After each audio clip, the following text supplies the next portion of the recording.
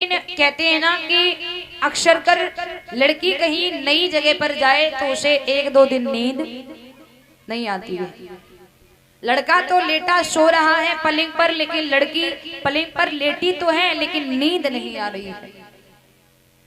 अचानक ही उसने सोचा कि ये महलों की दीवारों पर, इस कमरे की चारों तरफ दीवारों पर ये तलवारें टंगी हुई हैं, लाओ इन्हें उतार करके देखती हूँ ये नई तलवारें हैं या फिर पुरानी तलवारें हैं।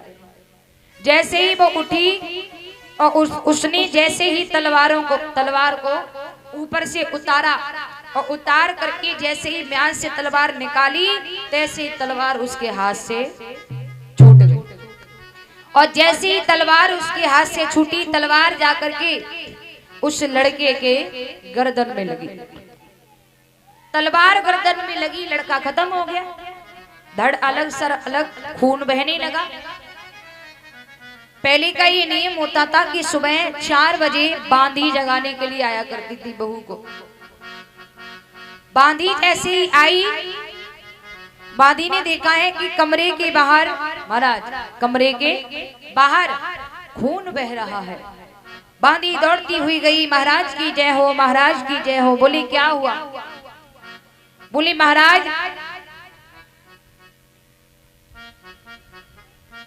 गजब हो गया। बोले हुआ क्या? बोली महाराज राजकुमार के महलों के बाहर यानी कमरे के बाहर खून बह रहा है। खून? बोले हाँ। राजा ने एकदम से ऑर्डर किया, सेना से कह करके महलों को चारों तरफ से घिरवा लिया।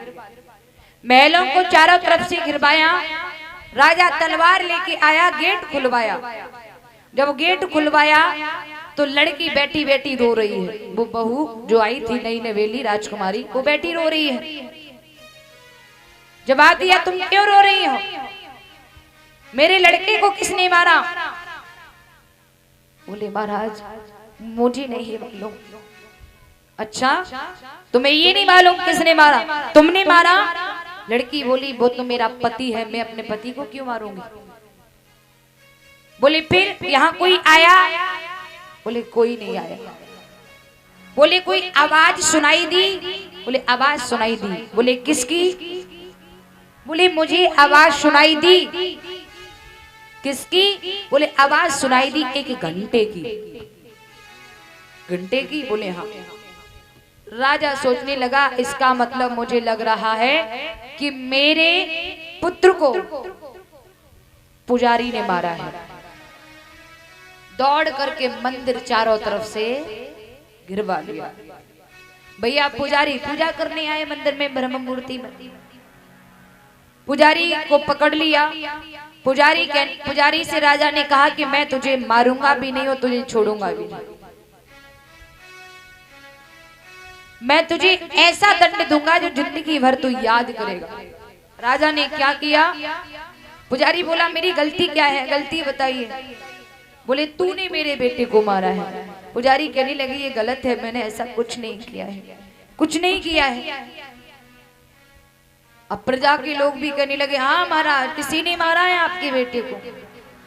जैसे ना कोई भैया कोई गरीब हो गए, गरीब अमीर दो पक्ष हो गए और गलती हो मैं अमीर पक्ष की, लेकिन जिस पर पैसा है उसकी ताकत है पैसा, तो लोग भी कहने लगे हाँ हाँ उस गरीब की गलती है, इन्होंने कुछ नहीं किया है ना महाराज। ऐसे ही सभी कहने लगे हाँ पुजारी की गलती है, उसी ने मारा है बच्चे को।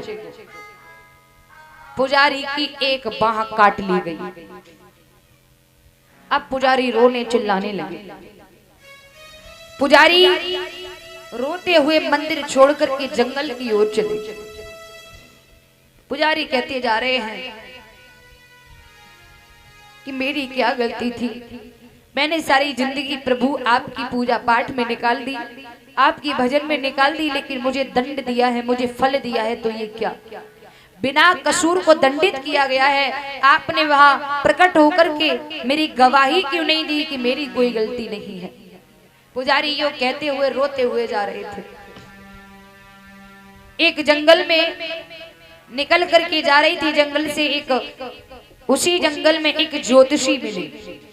ज्योतिषी ने पुजारी को बुलाया, अरे इधर आओ, क्या बात है, तुम्हारी ये भुजा किसने काटी, तुम क्यों रो रहे हो?